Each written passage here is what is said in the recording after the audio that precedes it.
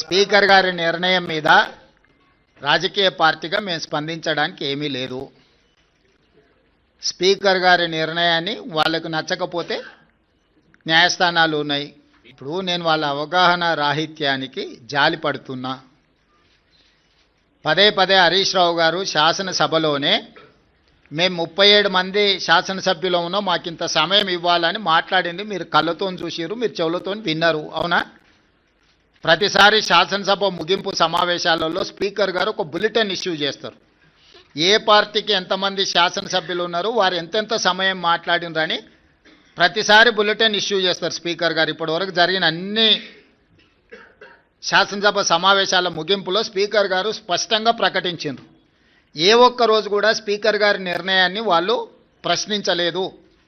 రెండవది, మొన్న జరిగిన శాసనసభ సమావేశాల్లో హరీష్ గారు స్పష్టంగా చెప్పారు, మా నెంబర్ 36, 37 ఉంది, మా సమయం ఇంత రావాల్సిందే, మాకంత సమయం ఇవ్వమని అడిగినారు. టీవీలో పేపర్లో మేము చూసిన ప్రతి నెల 5,000 రూపాయలు ఎమ్మెల్యేల నుంచి వాళ్ళ టీఆర్ఎస్ ఎల్పీ నిర్వహణ కోసము డబ్బులు కూడా తీసుకున్నారని.